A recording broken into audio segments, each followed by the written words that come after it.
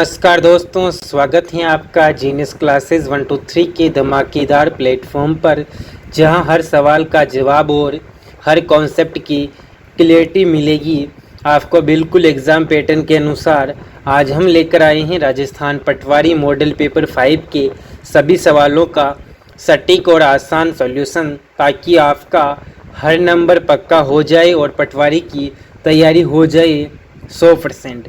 तो चलिए बिना वक्त गवाए शुरू करते हैं ये धमाकेदार क्लास।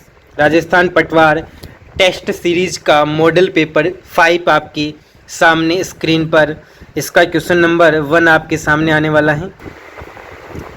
क्वेश्चन नंबर आपके स्क्रीन पर, क्वेश्चन नंबर 46 कंट्रोल शिफ्ट और अल्ट कहलाते हैं।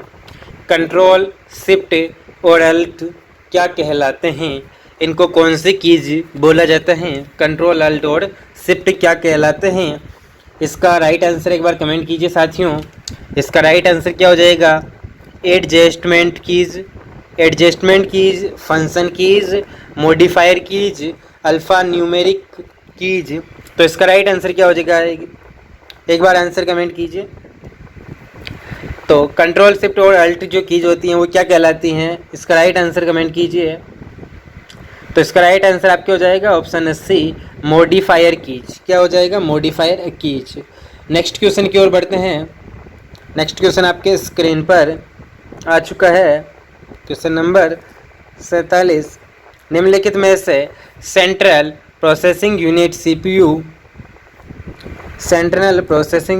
सीपीयू का भाग कौन सा है? सेंट्रल प्रोसेसिंग यूनिट का सीपीयू का जो है कौन सा भाग है? नीचे दिए गए में से आपको बताना है कि भाई सेंट्रल प्रोसेसिंग सीपीयू का कौन सा भाग है। तो printer, keyboard, mouse, arithmetic and logic unit, इन 4 ऑप्शन में से कौन सा जो है सीपीयू सेंट्रल प्रोसेसिंग यूनिट का भाग है? राइट आंसर एक बार कमेंट कीजिए साथियों। राइट आंसर एक बार कमेंट कीजिए, क्या इसका राइट आंसर हो जाएगा? तो इसका राइट आंसर आपके क्या हो जाएगा? तो इसका राइट आंसर आपके बहुत ही शानदार, सभी के आंसर आ रहे हैं, आप भी आंसर कमेंट कीजिए। तो इसका राइट आंसर आपके हो जाएगा option D, arithmetic and logic unit. Option D इसका करेक्ट आंसर है। नेक्स्ट क्वेश्चन की ओर बढ़ते हैं साथियों। नेक्स्ट क्वेश्चन बहुत ही मज़ेदार होने वाला है। कंप्यूटर निम्नलिखित में से कौन सा कार्य नहीं कर सकता? कंप्यूटर निम्नलिखित में से कौन सा कार्य नहीं कर सकता? राइट आंसर एक बार कमेंट कीजिए। कंप्यूटर निम्नलिखित में से कौन सा कार्य नहीं कर सकता? राइट आंसर एक बार कमेंट कीजिए। क्वेश्चन के आंसर रुकने नहीं चाहिए साथियों। Inputting, processing, understanding, controlling. तो कंप्यूटर कौन सा कार्य नहीं कर सकता? 4 ऑप्शन इसमें से बताना है। राइट आंसर कमेंट कीजिए। तो इसका राइट आंसर आपके हो जाएगा ऑप्शन सी, अंडरस्टैंडिंग। अंडरस्टैंडिंग जो है कंप्यूटर ये कार्य नहीं कर सकता। नेक्स्ट क्वेश्चन की बात करें तो सामान्य जीवन में कंप्यूटर के प्रयोग से प्राप्त निष्कर्ष हैं। सामान्य जीवन में कंप्यूटर के प्रयोग से प्राप्त निष्कर्ष हैं। सामान्य जीवन में कंप्यूटर के प्रयोग से प्राप्त निष्कर्ष कौन से हैं? पेपरलेस वर्क, तीव्र गति से परिणाम, गुणवत्तापूर्वक परिणाम, उपरोक्त सभी। तो इसका राइट आंसर क्या हो जाएगा आपके? ऑप्शन डी, उपरोक्त सभी जो हैं यह आपके क्या है? कंप्यूटर, सामान्य जीवन में कंप्यूटर के प्रयोग से प्राप्त निष्कर्ष हैं। कंप्यूटर के प्रयोग से प्राप्त निष्कर्ष हैं। पेपरलेस वर्क, तीव्र गति से परिणाम, गुणवत्तापूर्ण परिणाम। तो इसका राइट आंसर ऑप्शन डी, उपरोक्त सभी हो जाएगा। नेक्स्ट क्वेश्चन की ओर बढ़। क्वेश्चन नंबर 50 आपके स्क्रीन पर, त्रुटि मुक्त गणना करने की क्षमता कंप्यूटर के किस गुण को दर्शाती है? त्रुटि मुक्त गणना करने की क्षमता कंप्यूटर के किस गुण को दर्शाती है? मापनीयता, गति, सटीकता, शून्य आईक्यू। तो किसको दर्शाती हैं? तो इसका राइट आंसर आपके हो जाएगा ऑप्शन सी, सटीकता। सटीकता जो है यह त्रुटि मुक्त गणना करने की क्षमता कंप्यूटर के किस गुण को दर्शाती है? तो सटीकता को दर्शाती है। किसको दर्शाती है? सटीकता। क्वेश्चन नंबर नेक्स्ट आपके स्क्रीन पर राइट आंसर क्या होगा इसका आंसर? कंप्यूटर है। कंप्यूटर क्या है उसके बारे में बताना है। तो आंकड़ों के भंडारण वाली एक सक्षम यूनिट है, युक्ति है।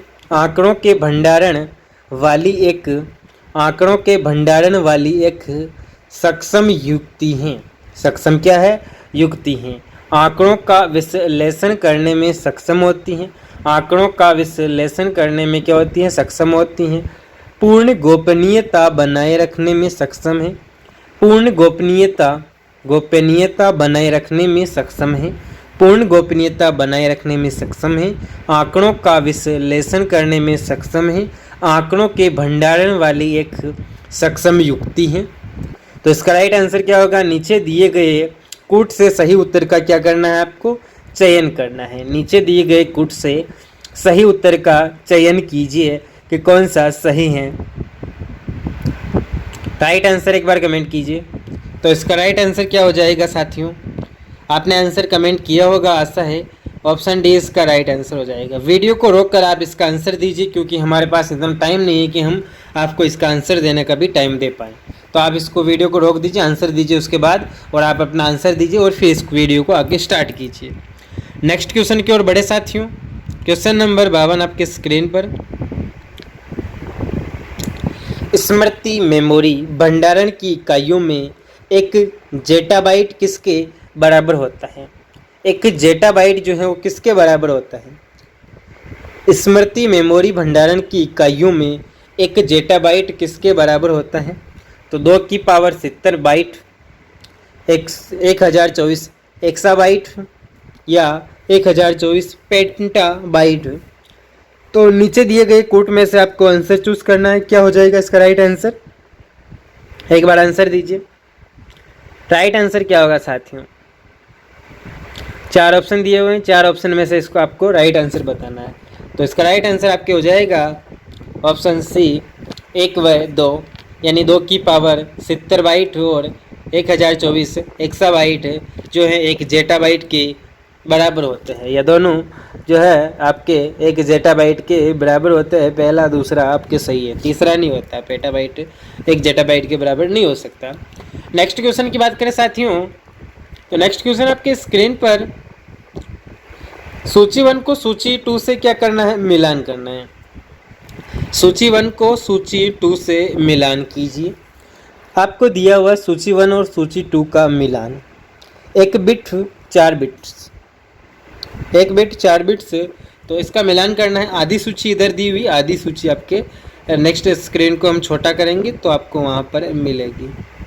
ठीक है, तो देखिए सूची 1 को सूची 2 से आपको मिलान करना है।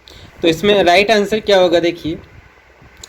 तो इसका राइट आंसर आप देख ही सकते हैं। तो इसका राइट आंसर आपके हो जाएगा सी ऑप्शन करेक्ट आंसर है। सी ऑप्शन आपके करेक्ट आंसर है। ऑप्शन सी जो है इसका करेक्ट आंसर हो जाएगा साथियों, ऑप्शन सी। ऑप्शन सी में दे रखा है कि 2 नंबर जो है वो आपके 3 नंबर में मिलान हो जाएगा। 2 नंबर वाला 3 नंबर नहीं, 2 नंबर वाला जो है आपके ऑप्शन सी इसका करेक्ट आंसर है। तो 1 निब्बल, ऑप्शन बी जो है आपके 1 नंबर में हो जाएगा। Option B 1 number, option B आपके 1 नंबर हो जाएगा। ऑप्शन सी आपके 3 नंबर हो जाएगा। ऑप्शन सी जो है आपके क्या हो जाएगा? 3 number. Option C 3 number. Option D जो है आपके 5 नंबर हो जाएगा। ऑप्शन डी आपके 5 नंबर। और ऑप्शन ई जो है आपके हो जाएगा 4 नंबर। ऑप्शन ई जो है आपके 4 नंबर हो जाएगा। अब बात करें तो ऑप्शन ए जो है आपके हो जाएगा 1। तो मैं बात करूँ तो ऑप्शन ए क्या था?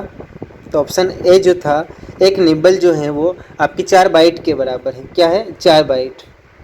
4 बाइट, 1 निब्बल किसके बराबर है? 4 बाइट के बराबर है। और ये जो है ये आपके 1 बाइट के बराबर है, 1 बाइट के बराबर है। तो इसका कंप्लीटली सोल्यूशन आप देख सकते हैं। इसका राइट आंसर आपके ऑप्शन सी हो जाएगा। क्वेश्चन नंबर 54 आपके सामने। सहायक मेमोरी को लोकप्रिय रूप से किसके नाम से जाना जाता है?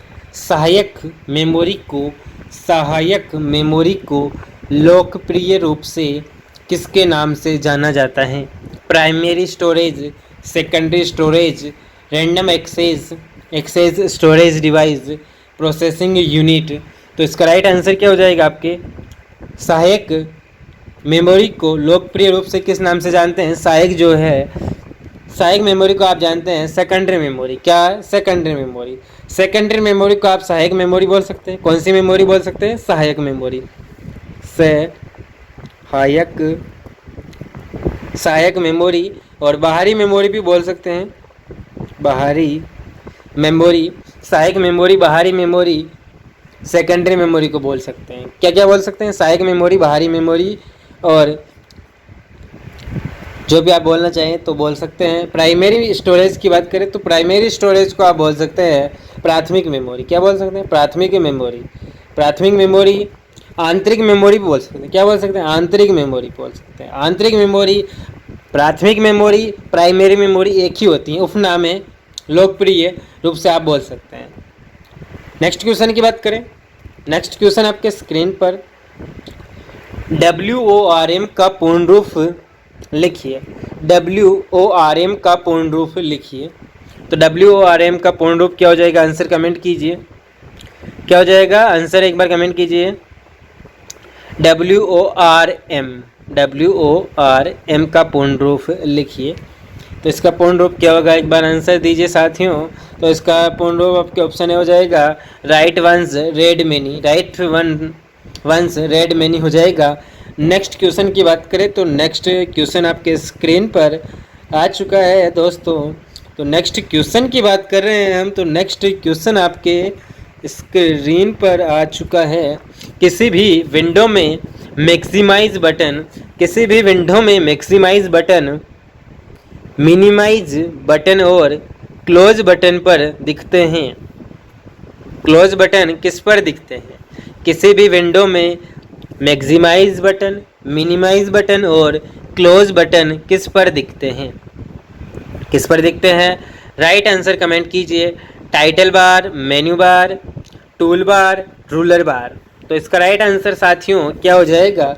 तो title bar, option A title bar के राइट साइड में आपको दिखाई देंगे। नेक्स्ट क्वेश्चन आपके सामने 57 नंबर, DTP एक कंप्यूटर संक्षेपण है। इसका सामान्यतः अर्थ है। DTP एक कंप्यूटर संप्रेषण है। इसका सामान्यतः अर्थ है desktop publishing, desktop programming, digital type programmer, document of publishing. Right answer क्या होगा? एक बार इसका आंसर कमेंट कीजिए जोर जोर से साथियों। तो इसका राइट आंसर आपके ऑप्शन ए हो जाएगा डेस्कटॉप पब्लिशिंग। नेक्स्ट क्वेश्चन की बात करें। क्वेश्चन नंबर 58 आपके स्क्रीन पर आ चुका है साथियों। तो इसका आपके आ रहा है, लैपटॉप में माउस के स्थान पर किस पॉइंटिंग उपकरण का उपयोग किया जाता है? लैपटॉप में माउस के स्थान पर किस पॉइंटिंग उपकरण का उपयोग किया जाता है? जॉयस्टिक, टचपैड, ट्रैकबॉल, उपरोक्त सभी। तो टचपैड का उपयोग किया जाता है। लैपटॉप में माउस के स्थान पर किस पॉइंटिंग उपकरण का उपयोग किया जाता है? तो टचपैड पॉइंटिंग डिवाइस उपकरण का उपयोग किया जाता है। निम्नांकित में से कौन एक प्रकार का माउस है? निम्नांकित में से कौन एक प्रकार का माउस है? तो इनमें से कौन सा माउस के प्रकार हैं वो बताने हैं आपको। तो इसका राइट आंसर क्या होगा? एक बार कमेंट कीजिए। Mechanical, general, optical, mechanical, full du Plessis, automatic. क्या हो जाएगा राइट आंसर? एक बार आंसर कमेंट कीजिए। ऑप्शन बी इसका राइट आंसर है ऑप्टिकल मैकेनिकल माउस। दो प्रकार है माउस के, ऑप्टिकल और मैकेनिकल माउस। नेक्स्ट क्वेश्चन की बात करें हम। नेक्स्ट क्वेश्चन आपके स्क्रीन पर, कीबोर्ड की कुंजी लाइन के प्रारंभ में ले जाती है? कीबोर्ड की कौन सी कुंजी लाइन के प्रारंभ में ले जाती है? टैब की, होम की, एस्केप की, बैकस्पेस की? तो लाइन के प्रारंभ में जाने के लिए आपको होम कुंजी का उपयोग करना होगा। कौन सी कुंजी का उपयोग करना होगा? होम कुंजी का उपयोग करना होगा। नेक्स्ट क्वेश्चन की ओर बढ़ते हैं साथियों। नेक्स्ट क्वेश्चन आपके सामने परि उपसर्ग से निर्मित नहीं है। परि उपसर्ग से निर्मित कौन नहीं है? राइट आंसर कमेंट कीजिए। परि उपसर्ग से निर्मित नहीं है। परिधि, पर्याप्त, परिक्रमा, प्रत्यक्ष। राइट आंसर एक बार कमेंट कीजिए साथियों। ऑप्शन डी इसका प्रत्यक्ष। प्रत्यक्ष जो है वो परि उपसर्ग से निर्मित नहीं है। प्रत्यक्ष परि उपसर्ग से क्या नहीं है? निर्मित नहीं है। बाकी जो है वो निर्मित है। परिधि, पर्याप्त, परिक्रमा, परि उपसर्ग से क्या है? निर्मित है। नेक्स्ट क्वेश्चन की बात करें, क्वेश्चन नंबर 52 आपके स्क्रीन पर। एसोहिणी शब्द का सही विच्छेद है। एसोहिणी शब्द का सही विच्छेद है। एसोहिणी शब्द का सही विच्छेद है। तो इसका सही विच्छेद क्या हो जाएगा? अक्ष प्लस उहिणी, अक्ष प्लस ओहिणी, अक्ष प्लस ओहिणी, अक्ष प्लस उहिणी। तो इसका सही संधि विच्छेद क्या होगा? एक बार आंसर कमेंट कीजिए। तो अक्ष प्लस उहिणी हो जाएगा। ऑप्शन डी इसका करेक्ट आंसर। नेक्स्ट क्वेश्चन, किस समास पद का सही विग्रह नहीं हुआ? किस समास पद का सही विग्रह नहीं हुआ? कौन सा समास पद है उसका सही विग्रह नहीं हुआ है? रणमुख, विमुख, रणविमुख, रण में विमुख, पराधीन, पर के अधीन, हथकड़ी, हथ के लिए कड़ी, दूरागत, दूर से आगत। तो इसका राइट आंसर जो है वो आपके ऑप्शन ए हो जाएगा। क्या हो जाएगा? ऑप्शन ए, रण विमुख, रण में विमुख। इसका सही जो है विग्रह नहीं हुआ है। सामाजिक पद का सही विग्रह जो है रण विमुख में नहीं हुआ है। रण में विमुख ये रॉन्ग है, बाकी सही है आपके। नेक्स्ट क्वेश्चन आपके स्क्रीन पर क्या आ जाएगा? प्रे उपसर्ग से निर्मित शब्द नहीं है। प्रे उपसर्ग से निर्मित शब्द नहीं है। कौन सा नहीं? प्रस्थान, प्रत्युपकार, प्रख्यात, प्रभु। राइट आंसर क्या होगा? एक बार आंसर कमेंट कीजिए साथियों। जोर जोर से आंसर कमेंट कीजिए कि प्रे उपसर्ग से निर्मित शब्द नहीं है। तो प्रत्युपकार, प्रत्युपकार जो है वो प्रे उपसर्ग से निर्मित शब्द नहीं है। प्रत्युपकार। नेक्स्ट क्वेश्चन की बात करें हम, क्वेश्चन नंबर 65। क्वेश्चन नंबर 65 आपके स्क्रीन पर क्या हो जाएगा?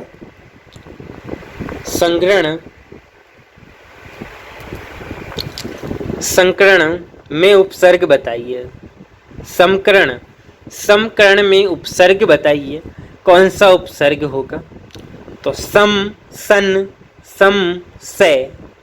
तो इसका राइट आंसर क्या होगा? तो इसका राइट आंसर आपके हो जाएगा ऑप्शन सी, सम। क्या हो जाएगा? ऑप्शन सी। नेक्स्ट क्वेश्चन, किस विकल्प के सभी शब्द स्वर संधि के हैं? कौन से विकल्प के सभी शब्द स्वर संधि के हैं? राइट आंसर कमेंट कीजिए। चार ऑप्शन में से कौन से जो शब्द हैं वो स्वर संधि के हैं? तो इसका राइट आंसर आपके हो जाएगा ऑप्शन बी, उत्तमांग, विद्यार्थी, देवीच्छा। तो ये सभी स्वर्ग संधि के विकल्प हैं। नेक्स्ट क्वेश्चन, नी प्रत्यय रहित शब्द वाला विकल्प है। नी प्रत्यय रहित शब्द वाला विकल्प है। चटनी, ओढ़नी, घुंघनी, नानी। राइट आंसर क्या होगा? नी प्रत्यय रहित वाला शब्द है चटनी, ओढ़नी, सूंघनी, नानी। राइट आंसर कमेंट कीजिए। तो इसका राइट आंसर आपका हो जाएगा ऑप्शन डी। क्या हो जाएगा? ऑप्शन डी, नानी जो है वो नी प्रत्यय रहित शब्द वाला विकल्प है। किस विकल्प से सभी शब्दों में उपसर्ग का प्रयोग हुआ है? किस विकल्प से सभी शब्दों में उपसर्ग का प्रयोग हुआ है? उपसर्ग का प्रयोग हुआ है। राइट आंसर एक बार कमेंट कीजिए। 4 ऑप्शन है, इनको पढ़िए और इसका राइट आंसर दीजिए। तो इसका राइट आंसर आपके हो जाएगा ऑप्शन डी। करेक्ट आंसर है, एकदम धमाकेदार मजेदार आंसर है। नेक्स्ट क्वेश्चन की ओर बढ़े।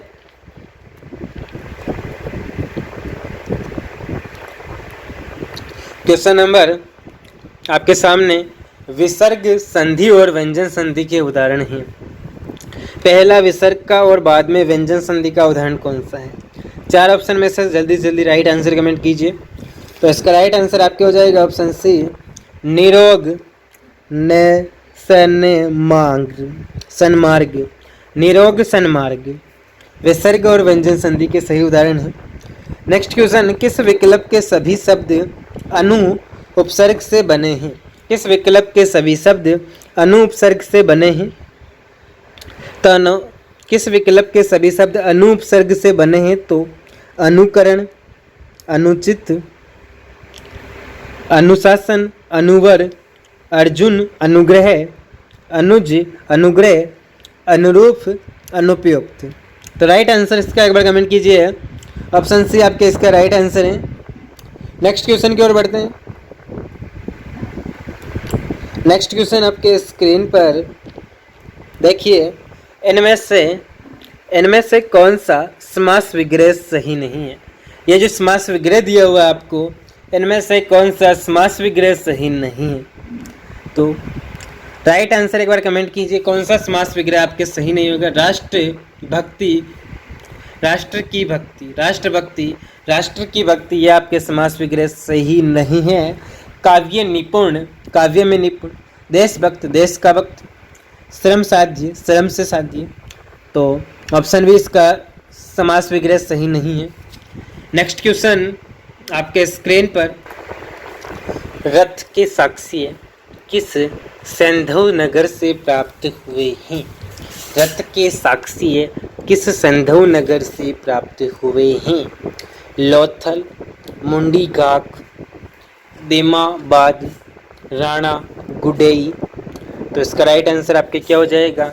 रथ के साक्ष्य किस सिंधु नगर से प्राप्त हुए हैं? राइट आंसर कमेंट कीजिए। तो इसका राइट आंसर आपके हो जाएगा देमाबाद। राइट आंसर क्या हो जाएगा? देमाबाद। यज्ञीय कर्म कांडों का निरीक्षण करने का कार्य किस पुरोहित के द्वारा किया जाता है? यज्ञीय कर्म कांडों का निरीक्षण करने का कार्य किस पुरोहित के द्वारा किया जाता है? कौन से पुरोहित के द्वारा किया जाता है? राइट आंसर कमेंट कीजिए। तो इसका राइट आंसर आपके हो जाएगा ब्राह्मण। ब्राह्मण ऑप्शन डी इसका राइट आंसर है। नेक्स्ट क्वेश्चन,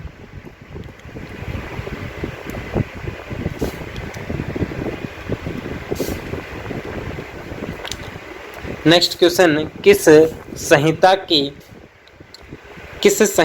के आरण्यक उपलब्ध नहीं है? किस संहिता के आरण्यक उपलब्ध नहीं है? ऋग्वेद, यजुर्वेद, सामवेद, अर्थवेद। राइट आंसर आपके हो जाएगा ऑप्शन डी, अर्थवेद। क्या हो जाएगा? Option D, Atharvaveda. Next question की बात करें, क्वेश्चन नंबर 86। क्वेश्चन नंबर 86 में आपको सुमेलित करना है। क्या करना है? सुमेलित करना है। सुमेलित मीमांस, मीमांस आपके हो जाएगा ऑप्शन 3, जैमिनी। जैमिनी, मीमांस जैमिनी हो जाएगा ऑप्शन 3। सूची, विचार पद्धति दी हुई है, विचार पद्धति और व्यक्ति के नाम दिए हुए हैं। राइट आंसर क्या होगा? मीमांस ऑप्शन 3, मीमांस ऑप्शन 3। न्याय ऑप्शन 1, न्याय ऑप्शन 1। सांख्य ऑप्शन 2, सांख्य ऑप्शन 2। और वैशेषिक जो है ऑप्शन 4। तो इसका राइट आंसर आपके हो जाएगा, क्या हो जाएगा साथियों? पहले का तीसरा, पहले का तीसरा। दूसरे का पहला ऑप्शन ए इसका करेक्ट आंसर हो जाएगा। क्या हो जाएगा ऑप्शन ए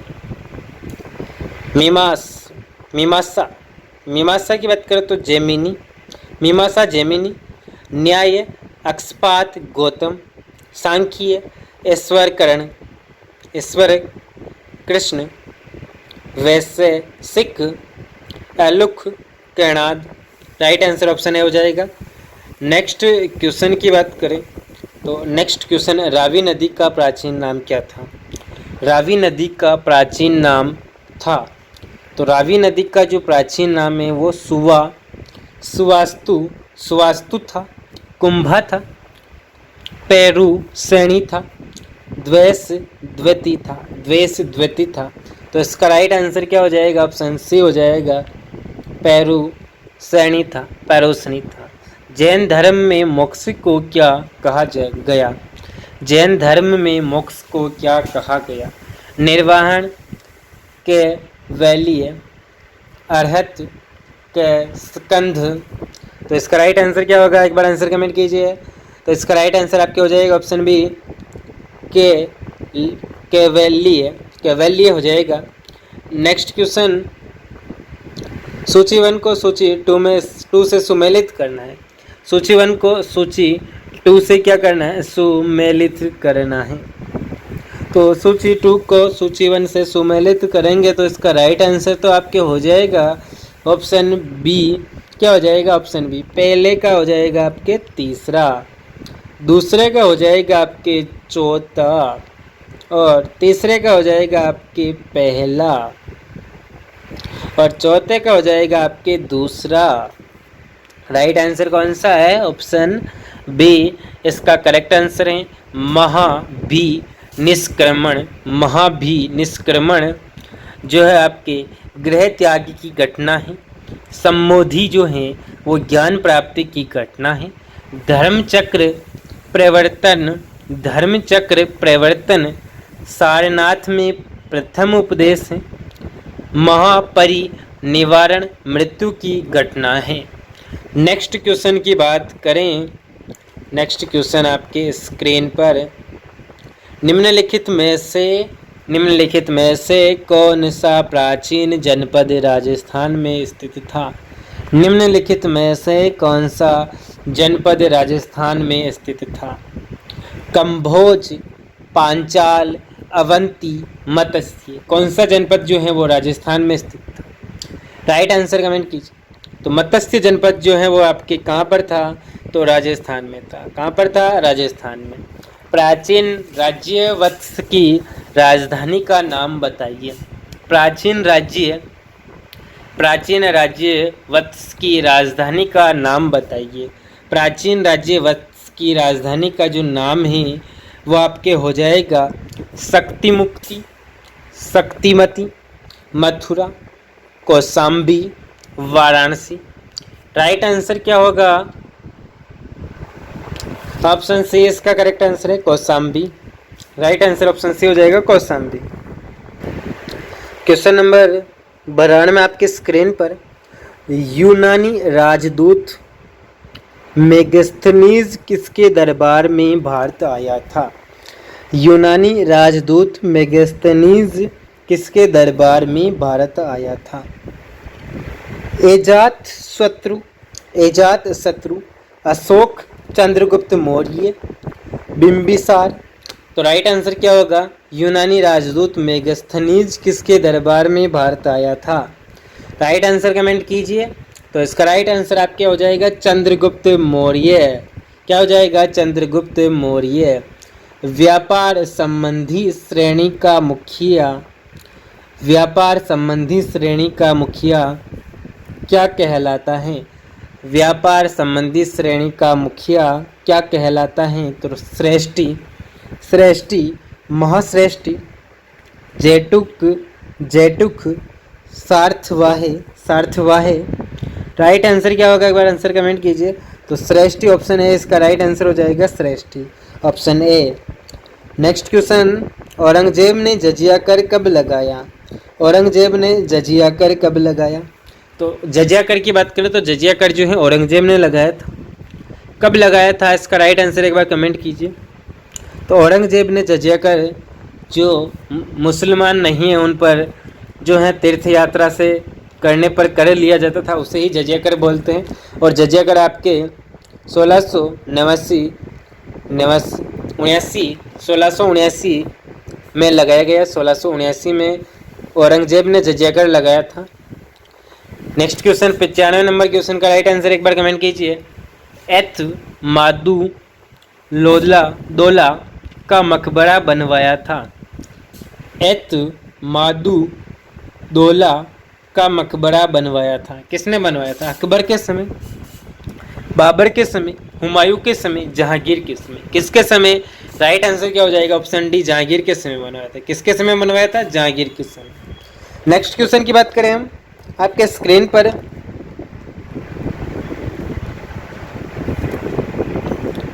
क्या हो जाएगा? नेक्स्ट क्वेश्चन आपके स्क्रीन पर, तारिक ए फिरोज शाही का लेखक कौन था?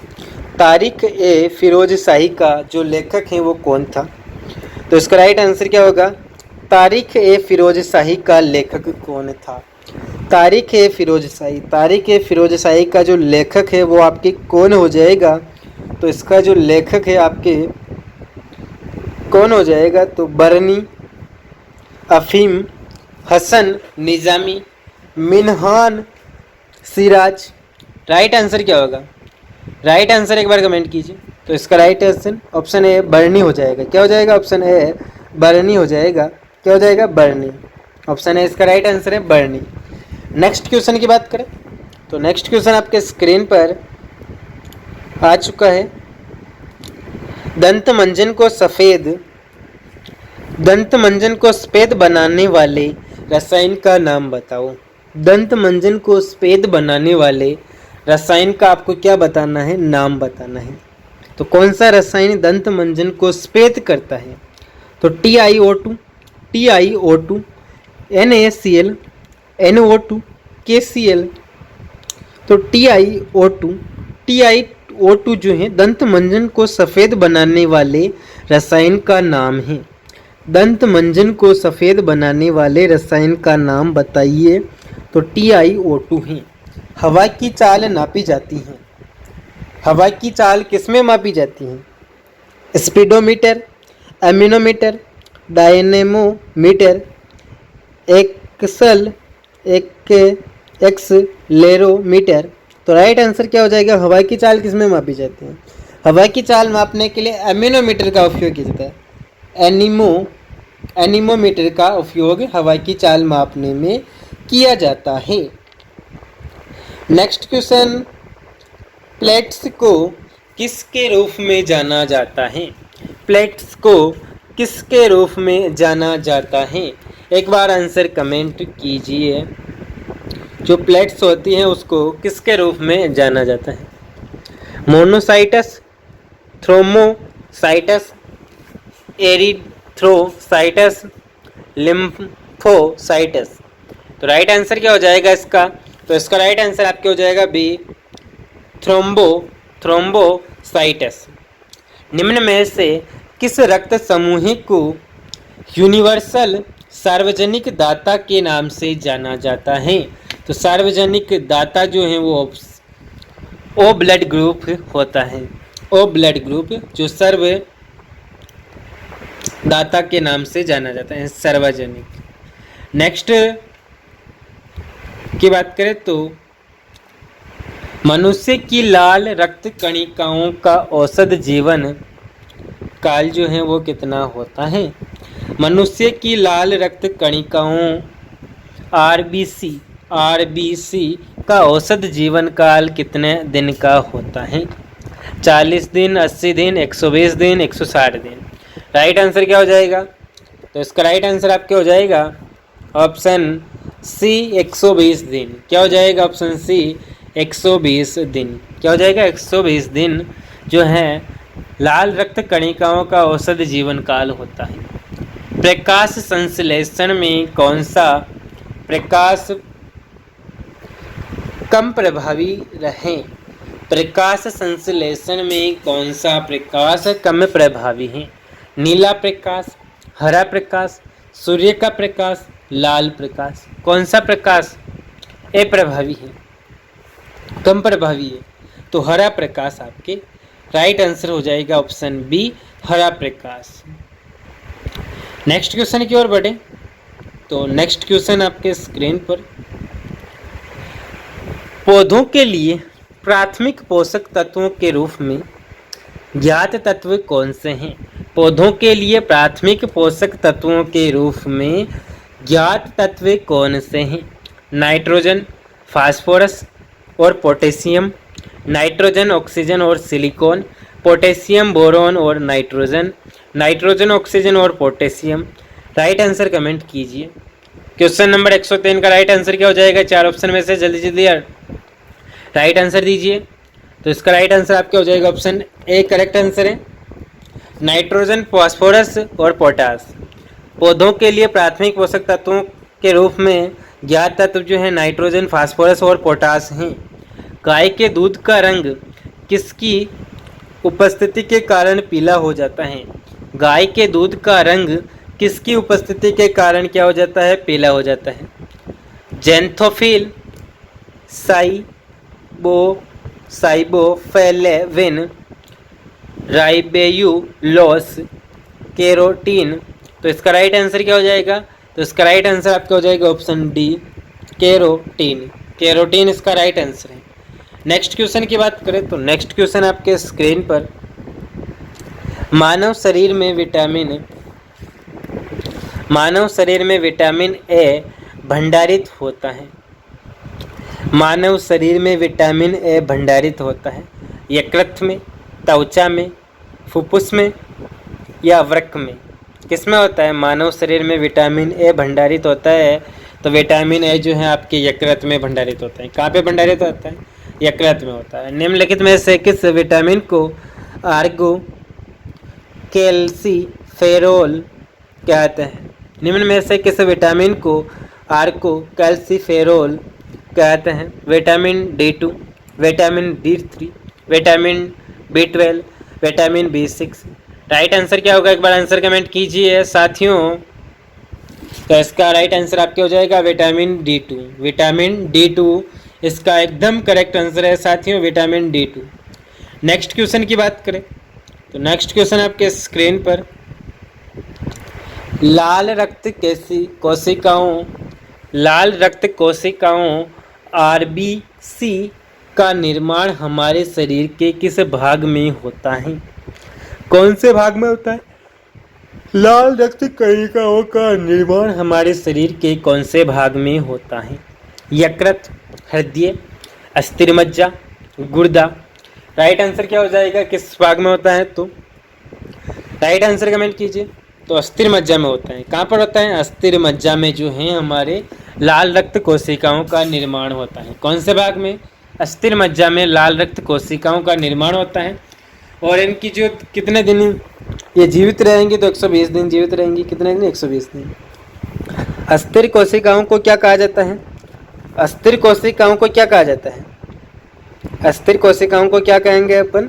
तो कांड्रोसाइटस, लेम्फोसाइटस, ओसेटियोसाइटस, थ्रोम्बोसाइटस। तो राइट आंसर क्या हो जाएगा इसका? तो राइट आंसर आपके हो जाएगा ऑप्शन सी, इसका करेक्ट आंसर है ओसेटियोसाइटस। राइट आंसर है। नेक्स्ट क्वेश्चन, भोजन निगलते समय श्वसन मार्ग किस अंग द्वारा बंद हो जाता है? भोजन निगलते समय श्वसन मार्ग किस अंग द्वारा बंद हो जाता है? एपिग्लोटिस। क्या हो जाएगा? एपिग्लोटिस द्वारा बंद हो जाता है। एपिग्लोटिस द्वारा बंद हो जाता है श्वसन मार्ग भोजन निगलते समय। नेक्स्ट क्वेश्चन,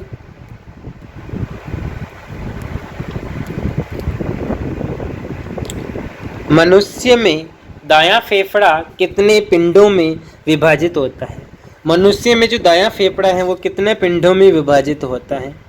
3 पिंड, 2 पिंड, 1 पिंड, 4 पिंड। कितने पिंडों में विभाजित होता है मनुष्य में दायां फेफड़ा जो है वो? तो 3 पिंडों में विभाजित होता है। कितने पिंड होते हैं? 3 पिंड होते हैं। नेक्स्ट क्वेश्चन आपके स्क्रीन पर, एफआई सीमा बीमारी का संबंध किससे होता है? एफआई सीमा बीमारी का संबंध किससे होता है? वृक्क, कंठ, फेफड़े, हृदय, किससे होता है इनका संबंध? राइट आंसर क्यों? एफआई सीमा बीमारी का संबंध आपके फेफड़े से होता है। किससे होता है? फेफड़े से होता है। ऑप्शन सी इसका राइट आंसर है। नेक्स्ट क्वेश्चन आपके स्क्रीन पर, लार किसके पाचन में मदद करती है? लार जो होती हैं वो आपके किसके पाचन में मदद करती हैं? किसके पाचन में लार जो है वो आपके मदद करती हैं? तो वसा, स्टार्च, प्रोटीन, विटामिन। वसा, स्टार्च, प्रोटीन, विटामिन। तो लार किसके पाचन में मदद करती हैं? तो लार जो है आपके स्टार्च के पाचन में मदद करती हैं। स्टार्च के पाचन में मदद करती हैं। हाल ही में एक देश एक चुनाव को लेकर राष्ट्रपति को रिपोर्ट सौंपी गई। हाल ही में एक देश एक चुनाव को लेकर राष्ट्रपति को रिपोर्ट सौंपी गई। उस उच्च स्तरीय समिति के अध्यक्ष कौन थे? उस उच्च स्तरीय समिति के अध्यक्ष कौन थे?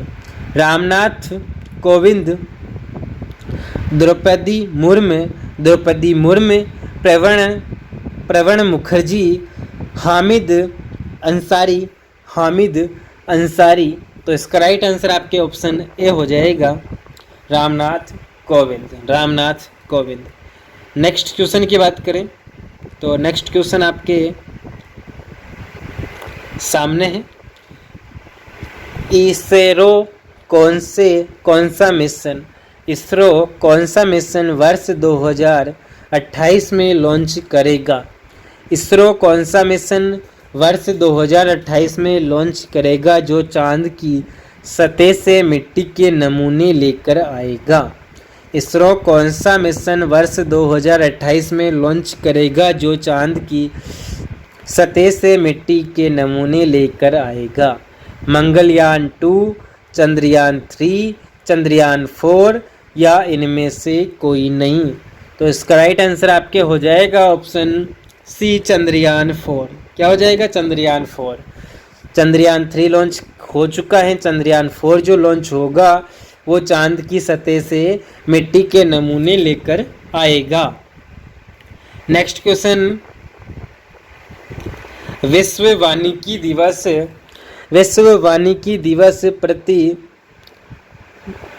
प्रतिवर्ष किस दिन मनाया जाता है? जिसकी वर्ष 2024 के लिए थीम वन और नवाचार बेहतर दुनिया के लिए समाधान है। विश्व वानिकी दिवस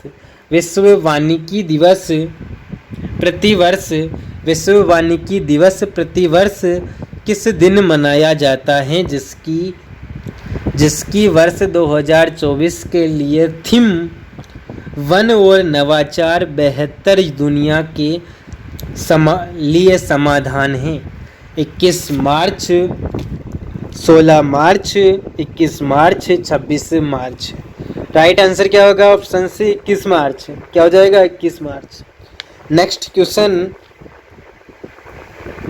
आपके स्क्रीन पर देखिए। क्वेश्चन नंबर 116 कुछ इस प्रकार है।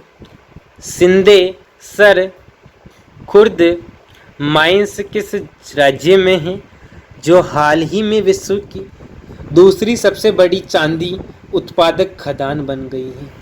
सिंधेसर खुर्द माइंस किस राज्य में है जो हाल ही में विश्व की दूसरी सबसे बड़ी चांदी उत्पादक खदान बन गई है?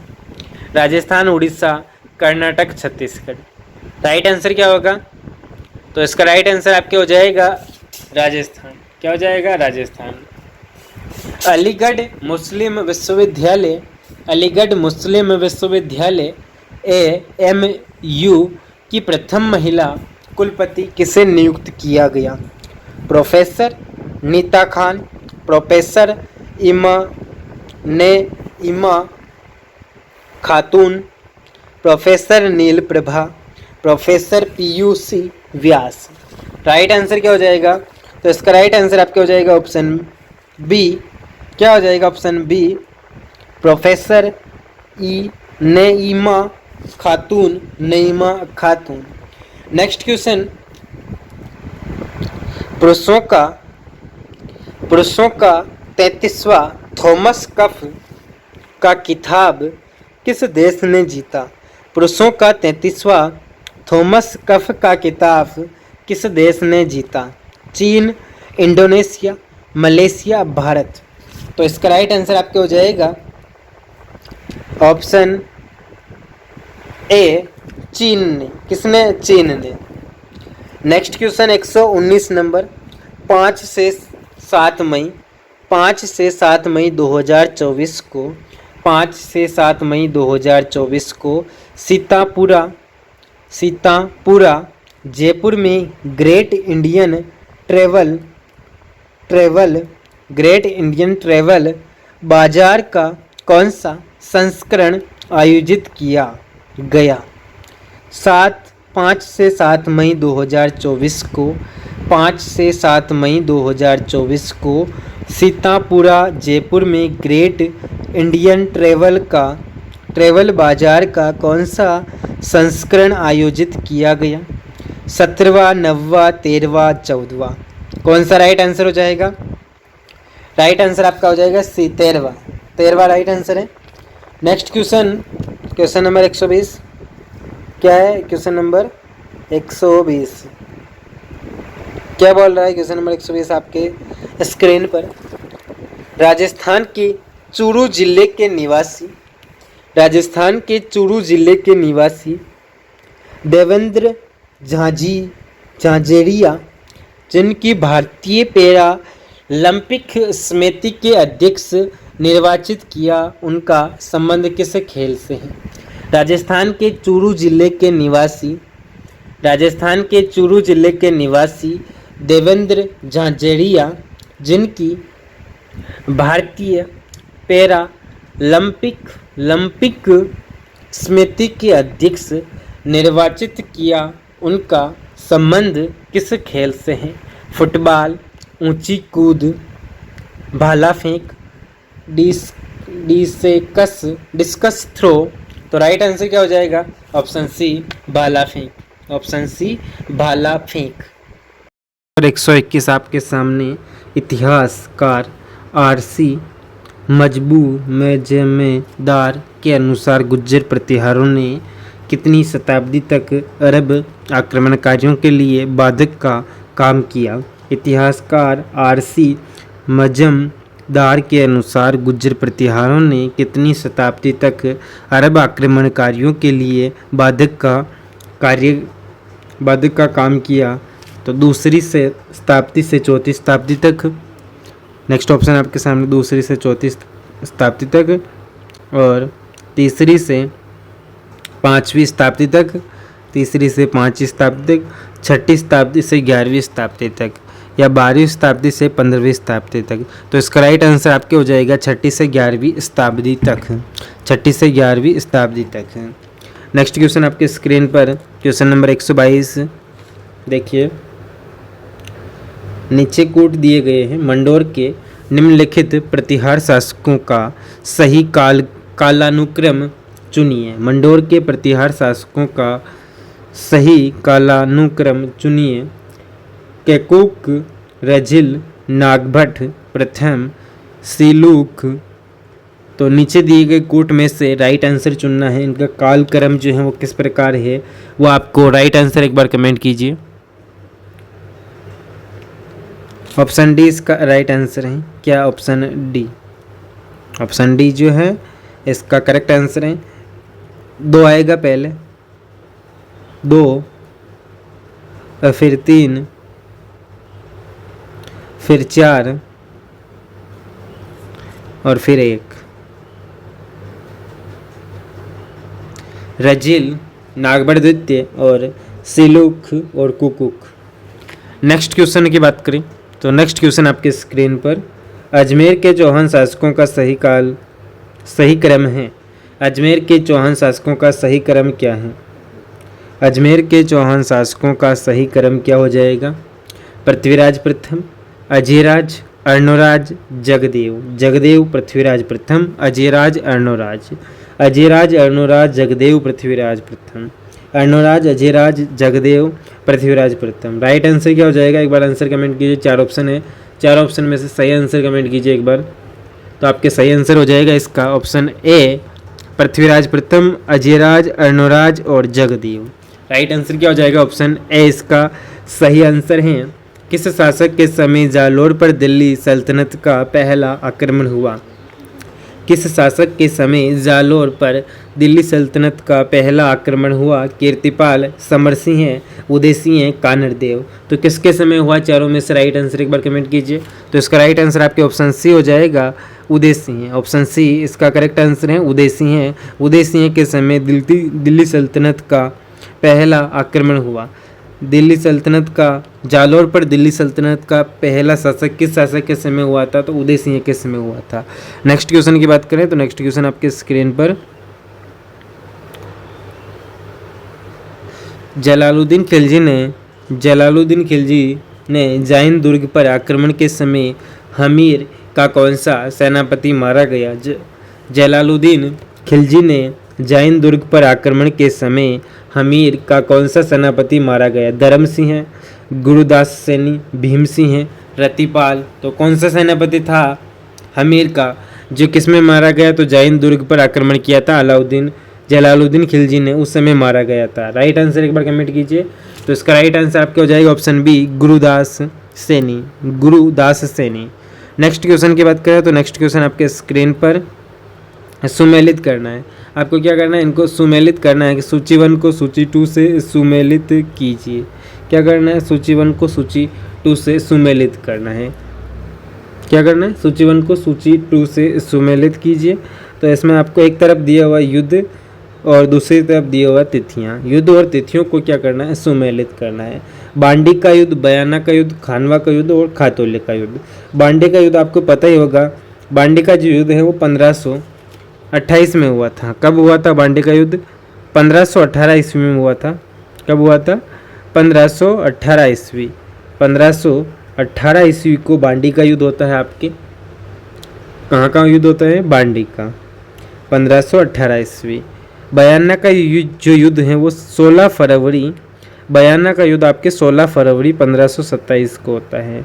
16 फरवरी 1527 को आपके बयाना का युद्ध होता है। खानवा का युद्ध की अगर हम बात करें तो आपके खानवा का युद्ध होता है 17 मार्च 1527 को।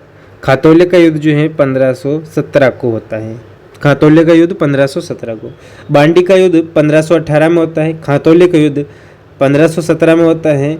बयाना का युद्ध 16 फरवरी 1527 को होता है। खानवा का युद्ध 27 मार्च 1527 को होता है। 17 मार्च 1527 को होता है। राइट आंसर क्या हो जाएगा? ऑप्शन ए हो जाएगा। क्या हो जाएगा? ऑप्शन ए इसका जो है राइट आंसर है। नेक्स्ट क्वेश्चन की ओर बढ़े। नेक्स्ट क्वेश्चन आपके स्क्रीन पर 127 नंबर क्वेश्चन का राइट आंसर दीजिए एक बार। खानवा के युद्ध में सांगा के साथ विश्वासघात किसने किया? खानवा के युद्ध में सांगा के साथ जो है विश्वासघात किसने किया था? जो खानवा का युद्ध हुआ था, खानवा का युद्ध 1527 ईस्वी को हुआ था, उसमें सांगा के साथ विश्वासघात किसने किया था? तो खानवा के युद्ध में सांगा के साथ में जो है विश्वासघात की बात करें तो विश्वासघात किसने किया था? राइट आंसर दीजिए एक बार। भूपत राय ने, सलहेदी तंवर ने, बाघ सिंह ने, अशोक परमार ने। तो इसका राइट आंसर क्या हो जाएगा साथियों? एक बार आंसर कमेंट कर दीजिए ताकि हमारी क्लास ज़्यादा से ज़्यादा लोगों तक पहुँच जाए, और एक बार क्लास को शेयर भी कीजिए। तो राइट आंसर क्या होगा? आपने राइट आंसर इसका दिया होगा, तो इसका राइट आंसर आपके ऑप्शन बी हो जाएगा, सलहेदी तंवर ने खानवा के युद्ध में सांगा के साथ विश्वासघात किया था। तो सलहेदी तंवर जो थे उन्होंने किया था। किन्होंने किया था? सलहेदी तंवर ने किया था। नेक्स्ट क्वेश्चन की बात करें। नेक्स्ट क्वेश्चन आपके सामने क्वेश्चन नंबर 128। महाराणा प्रताप के विरुद्ध अंतिम मुगल आक्रमण का नेतृत्व किसने किया? महाराणा प्रताप के विरुद्ध अंतिम मुगल आक्रमण का नेतृत्व जो है वो किसने किया था? सबसे लास्ट में महाराणा प्रताप के विरुद्ध जो है मुगल नेतृत्व किसने किया था? तो मानसिंह ने, शेरशाह ने, भगवंत दास ने, जसनाथ ने। चार ऑप्शन में से किसने किया था? राइट आंसर कमेंट कीजिए। तो जगन्नाथ ने किया था। किसने किया था? जगन्नाथ। ऑप्शन डी इसका करेक्ट आंसर है साथियों, जगन्नाथ ने किया था। किसने किया था? जगन्नाथ ने। महाराणा प्रताप के विरुद्ध अंतिम मुगल आक्रमण का नेतृत्व जो है जगन्नाथ ने किया। किसने किया? जगन्नाथ ने किया। महाराणा प्रताप के विरुद्ध अंतिम मुगल आक्रमण का नेतृत्व जगन्नाथ द्वारा किया गया। नेक्स्ट क्वेश्चन 129 नंबर क्वेश्चन आपके स्क्रीन पर, जो कि बहुत ही शानदार है। इसमें दिया हुआ है, अकबर ने मानसिंह को बिहार का सूबेदार कब नियुक्त किया? अकबर ने मानसिंह को बिहार का सूबेदार कब नियुक्त किया? अकबर ने मानसिंह को बिहार का सूबेदार कब नियुक्त किया था? 1585, 1587, 1594, 1593। तो इसका राइट आंसर क्या हो जाएगा कि जो अकबर था उन्होंने बिहार का सूबेदार, अकबर ने मानसिंह को बिहार का सूबेदार कब क्या किया? तो बिहार का सूबेदार। अकबर ने मानसिंह को बिहार का सूबेदार कब घोषित किया? इन चार सन में से कोई एक सन आपको चूज करना है। राइट आंसर दीजिए। 1585, 1587, 1594, 1593। तो कब किया था? तो इसका राइट आंसर आपके हो जाएगा आपके ऑप्शन बी 1587। क्या हो जाएगा? 1587 ईस्वी में जो है मानसिंह को बिहार का सूबेदार नियुक्त किया गया था। अकबर ने मानसिंह को बिहार का सूबेदार 1587 में नियुक्त किया था। चंद्रप्रभ सूरी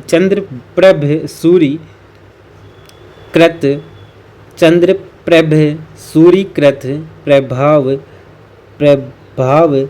के चरित्र के अनुसार प्रतिहार राजा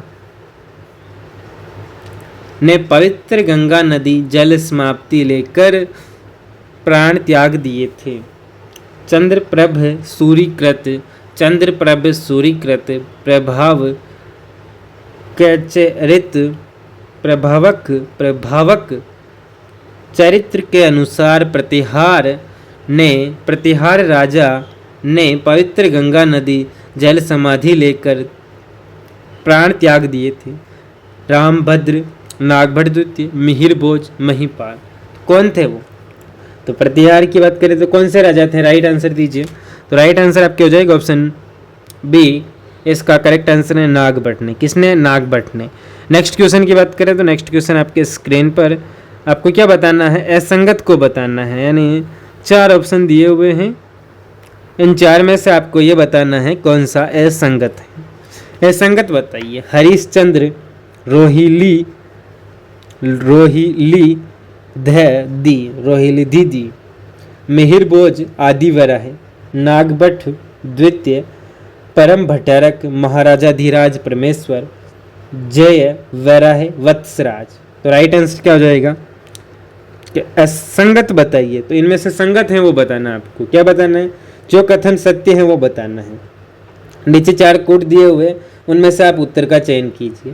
राइट आंसर एक बार कमेंट कीजिए साथियों। राइट आंसर आपके आना ही चाहिए, बाकी तो इस क्लास का कोई भी मतलब नहीं निकलेगा। राइट आंसर एक बार कमेंट कर दीजिए। और अगर आपने वीडियो को लाइक नहीं किया तो एक बार लाइक करें, ज़्यादा से ज़्यादा शेयर करें और जीनियस क्लासेस 1 2 3 का सपोर्ट करें और अपने दोस्तों के साथ शेयर करें क्लास को। तो इसका राइट आंसर क्या होगा? तो राइट आंसर आपके हो जाएगा, इसका राइट आंसर स्क्रीन पर ऑप्शन डी हो जाएगा। क्या हो जाएगा? Option D. चारों कथन जो हैं वो सत्य हैं। ऑप्शन डी इसका करेक्ट आंसर है। हरीशचंद्र, रोहिलिधि, मिहिर भोज, आदि वराह, नागभट्ट द्वितीय, परम भट्टारक, महाराजाधिराज परमेश्वर की उपाधि दी गई, जय वराह, वत्सराज की उपाधि दी गई। नेक्स्ट क्वेश्चन की बात करें आपके स्क्रीन पर, क्वेश्चन नंबर 132 चित्तौड़ के बारे में। चित्तौड़ सिवाड़ा रणथंभौर यानी अलाउद्दीन आ जाएगा इसमें। तो देखिए बात करें अलाउद्दीन खिलजी जो थे बहुत ही अच्छे राजा थे। क्वेश्चन नंबर 132 आपके सामने। अलाउद्दीन खिलजी के सेनापति उलूग खां व नुसरत खां की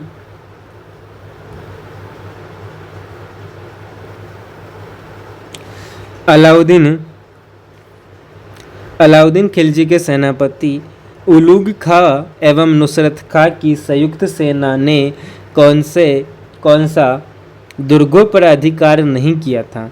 कौन से दुर्गों पर अधिकार नहीं किया था? रणथंबोर नहीं किया था। रणथंबोर, चित्तौड़गढ़, सिवाना, जालोर, इनमें से कौन से दुर्गों पर जो है इन्होंने अधिकार नहीं किया था, आपको ये बताना है। नीचे दिए गए कोट में से सही उत्तर का चयन कीजिए। एक बार आप राइट आंसर कमेंट कर दीजिए साथियों।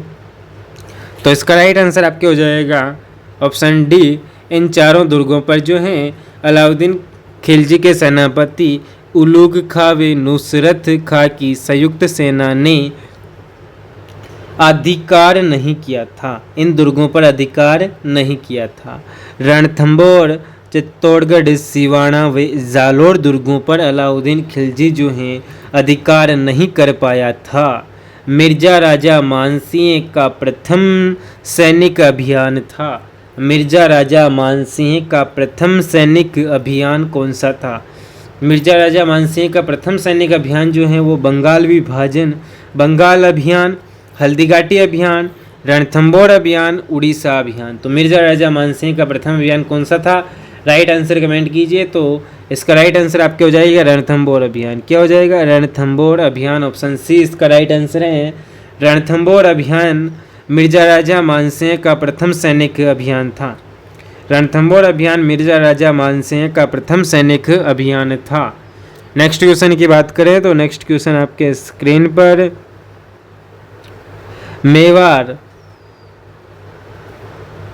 मेवाड़ महाराणा राजसिंह कौन सी सदी के महान राजा थे?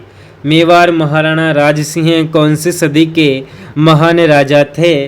15वीं सदी, 16वीं सदी, 17वीं सदी, 18वीं सदी। कौन सी सदी के मेवाड़ महाराणा राजसिंह जो थे वो महान राजा थे? राइट आंसर एक बार कमेंट कीजिए, कमेंट रुकने नहीं चाहिए। नेक्स्ट क्वेश्चन की बात करें इससे पहले इसका राइट आंसर है ऑप्शन सी। इसका राइट आंसर आपने दिया होगा, इसका राइट आंसर है ऑप्शन सी 17वीं। क्या हो जाएगा? 17वीं सदी।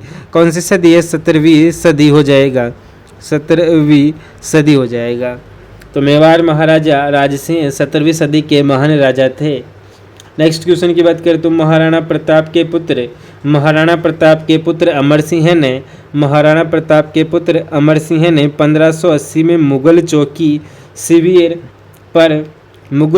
शिविर पर आक्रमण कर अब्दुल रहीम खान खाना के परिवार की महिलाओं को बंदी बना लिया था। महाराणा प्रताप के पुत्र अमर सिंह ने 1580 में मुगल चौकी शिविर पर आक्रमण कर अब्दुल रहीम खान खाना के परिवार की महिलाओं को बंदी बना लिया था। नागदा, शेरपुर, गोगुंदा, मांडलगढ़। राइट आंसर क्या होगा? कहाँ पर थी उनकी चौकी? तो मुगल चौकी 1580 में मुगल चौकी शिविर कहाँ पर लगा हुआ था? तो नागदा, शेरपुर, गोगुंदा, मांडलगढ़। चार ऑप्शन में से राइट आंसर क्या हो जाएगा? तो इसका राइट आंसर आपका हो जाएगा ऑप्शन बी शेरपुर। कहाँ पर है? शेरपुर। शेरपुर में क्या लगा हुआ था? तो अकबर के जो अमर सिंह, हम वापस एक बार क्वेश्चन रिपीट करते हैं। महाराणा प्रताप के पुत्र अमर सिंह ने, महाराणा प्रताप के पुत्र अमर सिंह ने 1580 में मुगल चौकी शिविर शेरपुर पर आक्रमण कर अब्दुल रहीम खान खाना के परिवार को, महिलाओं को क्या किया था? बंदी बना लिया था। ऑप्शन बी इसका राइट आंसर है। नेक्स्ट क्वेश्चन की बात करें तो नेक्स्ट क्वेश्चन आपके स्क्रीन पर, रायसिंह द्वारा निम्न में से किस प्रदेश की जागीर हासिल की गई? रायसिंह द्वारा निम्न में से किस प्रदेश की जागीर हासिल की गई? तो जूनागढ़, शमशाबाद, नूरपुर और उपरोक्त सभी। राइट आंसर क्या होगा? आंसर कमेंट कीजिए साथियों। इसका राइट आंसर क्या हो जाएगा? Question number 136 right answer. तो इसका राइट आंसर आपके स्क्रीन पर आने ही वाला है। एक बार आंसर जल्दी कमेंट कीजिए। तो तीनों जागीर है। राइट आंसर ऑप्शन डी उपरोक्त सभी हो जाएगा। रायसिंह द्वारा निम्न में से जूनागढ़ शामसाबाद नूरपुर की जागीर हासिल की गई थी। जैसलमेर के भाटी स्वयं को किसके वंशज मानते हैं? स्वयं को किसके वंशज मानते हैं? तो जैसलमेर के जो भाटी हैं सूर्यवंशी यादव हैं, चंद्रवंशी यादव हैं, आर्य हैं, अविदेशी हैं। राइट आंसर क्या हो जाएगा इसका? राइट आंसर इसका हो जाएगा आपके ऑप्शन बी चंद्रवंशी। क्या हो जाएगा? चंद्रवंशी यादव हैं। कौन से वंशी यादव हैं? चंद्रवंशी यादव हैं। नेक्स्ट क्वेश्चन की बात करें साथियों, तो नेक्स्ट क्वेश्चन आपके स्क्रीन पर क्वेश्चन नंबर 138 क्या है? 138 क्वेश्चन नंबर, महाराजा सूरजमल के संबंध में सत्य कथन बताइए। क्या बताना है? महाराजा सूरजमल के संबंध में सत्य कथन बताइए। साथियों एक बार आपको 4 कथन दिए हुए हैं, इनको आप पढ़िए और नीचे 4 कोट दिए हुए उनमें से आंसर देने की कोशिश कीजिए। नीचे क्या दिए हुए? 4 कोट दिए हुए, उनमें से आंसर देने की कोशिश कीजिए साथियों। तो देखिए हम इनको एक बार इनको पढ़ते हैं चारों को और इनका राइट आंसर निकालने की कोशिश करते हैं कि इनमें से सत्य कथन कौन कौन से हैं। 4 कथन हैं, इनमें से सत्य कथन कौन कौन से हो जाएंगे आपके। तो इसका शासनकाल 1756 से 1763 तक था। इसका शासनकाल 1756 से 1763 तक था। अहमद शाह अब्दाली के विरुद्ध मराठों के पक्ष में युद्ध लड़ने गए थे। मराठा सेनापति सदाशिव भाउन के खराब व्यवहार के कारण भरतपुर लौट आए थे। 1763 में रोहेलों के विरुद्ध संघर्ष के दौरान मृत्यु हो गई थी। तो इसमें देखिए पहला कथन भी आपके करेक्ट है, दूसरा भी करेक्ट है, तीसरा भी करेक्ट है, चौथा भी करेक्ट है। तो चारों करेक्ट किसमें है? नीचे कोट में 1 2 3 चारों सही है। तो चारों कथन सत्य, ऑप्शन डी हो जाएगा इसका राइट आंसर। नेक्स्ट क्वेश्चन की ओर बढ़ें। तो नेक्स्ट क्वेश्चन आपके स्क्रीन पर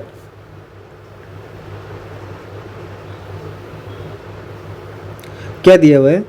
तो नेक्स्ट क्वेश्चन आपके स्क्रीन पर देखिए, किसने 1650 ईस्वी में करौली को यादव वंश की राजधानी बनाया था?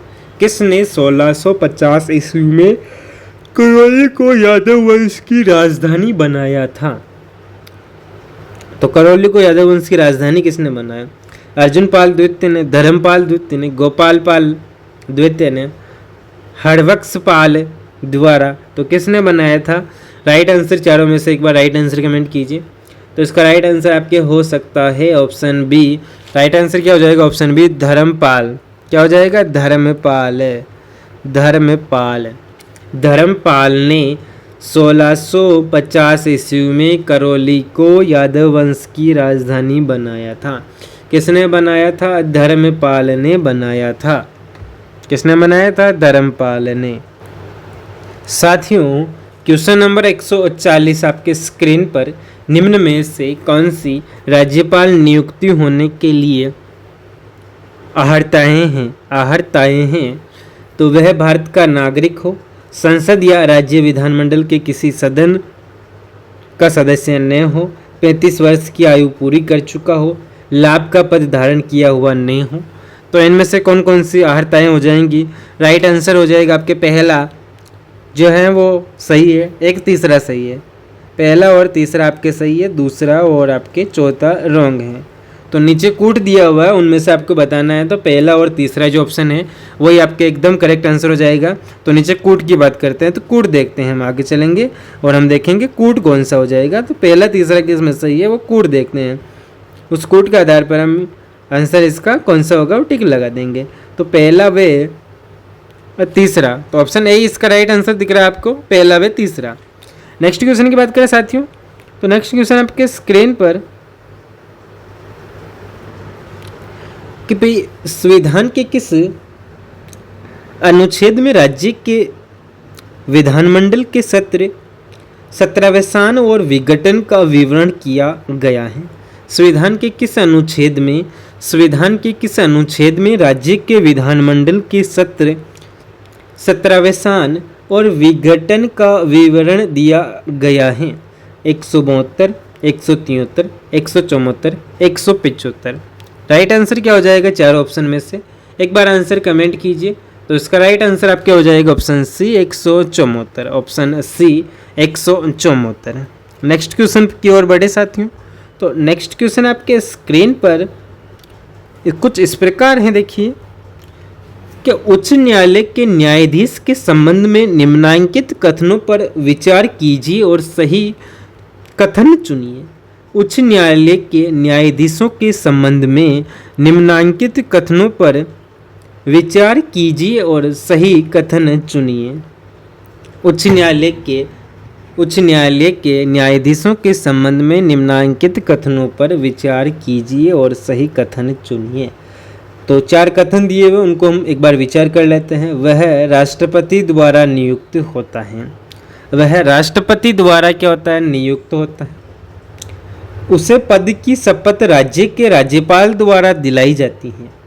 वह अपना त्यागपत्र भारत के मुख्य न्यायमूर्ति को देता है। तीनों में से राइट क्या हो जाएगा? तीन कथन पढ़े, इनमें से नीचे चार ऑप्शन दिए हुए, उनमें से राइट आंसर दीजिए एक बार कि भाई इनमें से क्या क्या सही हो सकता है। तो इसका राइट आंसर आपके हो जाएगा केवल एक व दो। ऑप्शन जो है ए इसका करेक्ट आंसर है। क्या है? ऑप्शन ए इसका एकदम बैठता फिरता आंसर हो जाएगा, ऑप्शन ए कि भाई पहला भी सही, हम मान रहे हैं वह राष्ट्रपति द्वारा नियुक्त होता है, तो राइट आंसर है। और दूसरा भी सही है कि भाई उसे जो है उसे पद की शपथ राज्य के राज्यपाल द्वारा दिलाई जाती है। वह अपना त्यागपत्र भारत के मुख्य न्यायमूर्ति को देता है। ये रॉन्ग हो जाएगा आपके, ये गलत है, ये नहीं हो सकता। नेक्स्ट क्वेश्चन की बात करें साथियों। नेक्स्ट क्वेश्चन आपके स्क्रीन पर देखिए, हम दो क्वेश्चन एक बार साथ में ले लेते हैं। तो उच्च न्यायालय का क्षेत्राधिकार वे उसकी शक्तियों का निर्धारण कौन करता है? उच्च न्यायालय का क्षेत्राधिकार व उसकी शक्तियों का निर्धारण कौन करता है? राज्यपाल, संसद, राष्ट्रपति, राज्य विधानमंडल, कौन करेगा? तो इसका राइट आंसर एक बार कमेंट कीजिए। क्या राइट आंसर होगा साथियों? तो इसका राइट आंसर आपके हो जाएगा ऑप्शन बी, संसद द्वारा जो है, ऑप्शन बी संसद द्वारा। उच्च न्यायालय का क्षेत्राधिकार व उसकी शक्तियों का निर्धारण संसद द्वारा किया जाता है। कौन करता है? संसद करता है। क्वेश्चन नंबर 144 आपके स्क्रीन पर। उच्च न्यायालय का गठन संविधान के किस अनुच्छेद के अंतर्गत किया गया है? उच्च न्यायालय का गठन संविधान के किस अनुच्छेद के अंतर्गत किया गया है? अनुच्छेद 218, अनुच्छेद 319, अनुच्छेद 216, अनुच्छेद 219। चार ऑप्शन में से राइट ऑप्शन क्या हो जाएगा? तो इसका राइट आंसर आपके हो जाएगा ऑप्शन सी। क्या हो जाएगा? ऑप्शन सी, अनुच्छेद 216। उच्च न्यायालय का गठन संविधान के अनुच्छेद 216 के अंतर्गत किया गया है। नेक्स्ट क्वेश्चन की बात करें तो नेक्स्ट क्वेश्चन आपके स्क्रीन पर क्वेश्चन नंबर 145। क्या है? 145। क्या है 145? तो देखिए, राजस्थान में लोक महत्व के किसी विषय पर संस्थगन प्रस्ताव लाने के लिए कम से कम कितने विधान सभा सदस्यों के हस्ताक्षर आवश्यक हैं? तो 30, 20, 10, 100 कितने सदस्यों के हस्ताक्षर आवश्यक हैं? राइट आंसर एक बार कमेंट कीजिए, कितने हो जाएंगे? तो इसका राइट आंसर आपके हो जाएगा ऑप्शन बी, 20 सदस्यों के जो है सिग्नेचर होने चाहिए। राजस्थान में लोक महत्व के किसी विषय पर संस्थगन प्रस्ताव लाने के लिए कम से कम 20 विधानसभा सदस्यों के सिग्नेचर आवश्यक हैं। राजस्थान की किस विधानसभा का कार्यकाल राष्ट्रीय आपातकाल के कारण बढ़ाया गया था? राजस्थान की किस विधानसभा का कार्यकाल राष्ट्रीय आपातकाल के कारण बढ़ाया गया था? तीसरी विधानसभा, चौथी विधानसभा, छठी विधानसभा, पांचवी विधानसभा। कौन सी विधानसभा हो जाएगी? तो पांचवी विधानसभा। कौन सी विधानसभा? पांचवी विधानसभा, 5वीं विधानसभा के तहत। नेक्स्ट क्वेश्चन की बात करें तो नेक्स्ट क्वेश्चन आपके स्क्रीन पर, राज्य विधानसभा का सत्र बुलाने का अधिकार किसे है? राज्य विधानसभा का सत्र बुलाने का जो अधिकार है वो किसके पास है? राष्ट्रपति, राज्यपाल, विधानसभा अध्यक्ष, मुख्यमंत्री। चार ऑप्शन में से किसके पास में होता है? राइट आंसर एक बार कमेंट कीजिए। तो राज्यपाल के पास होता है। किसके पास होता है? राज्यपाल। ऑप्शन बी इसका करेक्ट आंसर है, राज्यपाल। क्वेश्चन नंबर 148, संविधान के किस अनुच्छेद में प्रत्येक राज्य के लिए एक राज्यपाल की व्यवस्था की गई है? संविधान के किस अनुच्छेद में प्रत्येक राज्य के लिए एक राज्यपाल की व्यवस्था की गई है? प्रत्येक राज्य के लिए एक राज्यपाल की व्यवस्था की गई है। अनुच्छेद 153, अनुच्छेद 153, अनुच्छेद 165, अनुच्छेद 159, अनुच्छेद 233। तो किसके तहत की गई है राज्यपाल की व्यवस्था की गई है? तो संविधान के किस अनुच्छेद में प्रत्येक राज्य के लिए एक राज्यपाल होगा, इसकी व्यवस्था की गई है? कौन सा अनुच्छेद है वो? राइट आंसर हो जाएगा ऑप्शन ए, अनुच्छेद 153। अनुच्छेद 153 क्या कहता है? तो अनुच्छेद 153 कहता है कि प्रत्येक राज्य के लिए एक राज्यपाल की व्यवस्था की गई है, अनुच्छेद 153 के तहत। नेक्स्ट क्वेश्चन की बात करें तो नेक्स्ट क्वेश्चन आपके स्क्रीन पर आ चुका है। हम बात करें चित्तौड़ की प्रथम साखी का वर्णन, चित्तौड़ के प्रथम साखी का वर्णन इतिहास किसने अपने ग्रंथ खजाइन उल फुतूक में किया था? चित्तौड़ के प्रथम साक्य का वर्णन इतिहास में किसने अपने ग्रंथ खजाइन उल फुतूह में किया था? मुहैनुद्दीन नैनसी, अब्दुल कादिर बदायूनी, अमीर खुसरो, शेख सादी। तो राइट आंसर आपके इसका क्या हो जाएगा दोस्तों? तो इसका राइट आंसर आपके हो जाएगा ऑप्शन सी। इसका करेक्ट आंसर है चित्तौड़ के प्रथम साखे का वर्णन इतिहासकार अमीर खुसरो ने अपने ग्रंथ खजाइन उल फुतूह में किया था।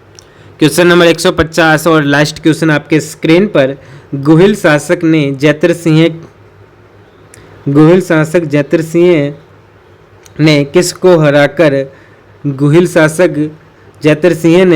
हराकर चित्तौड़ पर अधिकार कर इसे अपनी राजधानी बनाया तो हुण, मौर्य, परमार, प्रतिहार। राइट आंसर क्या होगा साथियों? एक बार राइट आंसर दीजिए। तो इसका राइट आंसर आपके हो जाएगा ऑप्शन सी, परमार। गुहिल शासक जैतर सिंह ने परमार को हराकर चित्तौड़ पर अधिकार कर इसे राजधानी बनाया था। कौन? परमार। तो आज की क्लास यहीं पर समाप्त होती है दोस्तों। पटवारी की तैयारी में निरंतरता ही जीत की कुंजी है। अगर ये क्लास आपको मददगार लगी हो तो वीडियो लाइक कीजिए, अपने दोस्तों के साथ शेयर कीजिए और चैनल जीनियस क्लासेस 1 to 3 को सब्सक्राइब करें, बेल आइकन दबाएं ताकि अगली मॉडल पेपर सॉल्यूशन क्लास आप सबसे पहले देख पाएँ। मिलते हैं अगले धमाकेदार सेशन में, तब तक पढ़ते रहिए, जीतते रहिए, बढ़ते रहिए साथियों। जय हिंद, वंदे मातरम साथियों।